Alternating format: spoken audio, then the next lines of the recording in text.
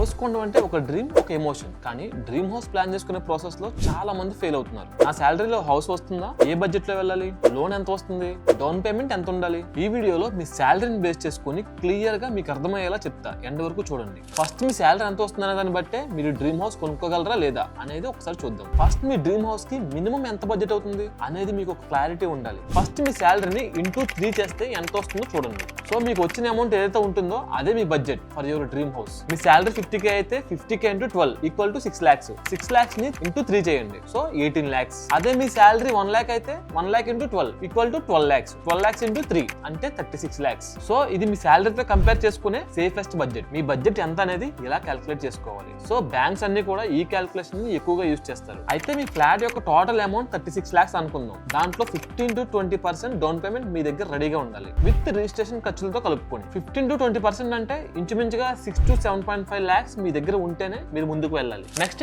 EMI దగ్గరకు వచ్చేటప్పటికి మీ శాలరీలో 35 to 40% EMI separate గా సేవ్ చేసేలా ఉండాలి. ఇది మీ ఎక్స్పెన్సెస్ అన్ని మినహాయించుకొని. సో ఈఎంఐ అనేది 35 to 40% అనుకున్నాం కదా. సో ఇది జస్ట్ బ్యాంక్ రూల్ మాత్రమే కాదు, ఇది మీ లైఫ్ యొక్క కంఫర్ట్ రూల్. మీ శాలరీలో ఈఎంఐ కట్టేసి మిగతా డబ్బులతో ఇంట్లో పీస్ఫుల్ గా ఉండగలరా? సడన్ గా మెడికల్ ఎక్స్పెన్సెస్ ఏమైనా వస్తే మేనేజ్ చేయగలరా? చిల్డ్రన్ యొక్క ఫ్యూచర్ కోసం సేవ్ చేయగలరా? సో ఇటువంటి క్వశ్చన్స్ అన్నిటికీ మీరు ఎస్ అని చెప్పగలిగితే మీరు రైట్ బడ్జెట్ లో ఉన్నారని అర్థం. ఇక్కడ చాలా మంది చేసే మిస్టేక్స్ ఏంటంటే అనుకున్న అమౌంట్ కంటే ఎక్కువ తీసుకొని నేను మేనేజ్ చేసుకుంటాలే అని 30 to 40% లోన్ ఎక్కువగా తీసుకుంటారు. ఏదో ఫ్యూచర్ లో శాలరీ పెరిగిపోతుంది కదా, ఏదోలా కట్టేద్దాంలే అని గాల్లో మేలో కట్టేస్తారు. అఫోర్డబుల్ హౌస్ ప్లాన్ ఎప్పుడు కూడా present life style and present శాలరీని బేస్ చేసుకుని ప్లాన్ చేయాలి. ఫ్యూచర్ మీద ఎప్పుడు ఎక్స్పెక్టేషన్స్ అనేవి వర్కౌట్ కావు. ఇంకో మెయిన్ పాయింట్ ఏంటంటే మీరు లోన్ టెన్యూర్ ఎన్ని ఇయర్స్ పెడుతున్నారని. మీ టెన్యూర్ అనేది 10 to 12 years లో పే చేసేలా చూసుకోవాలి. దీనివల్ల మీరు చాలా అమౌంట్ సేవ్ చేసుకోవచ్చు. ఖచ్చితంగా మీ ప్రెజెంట్ లైఫ్ స్టైల్లో నేను చెప్పిన క్యాల్కులేషన్ బేస్ చేసుకుంటే 12 years అనేది బెస్ట్.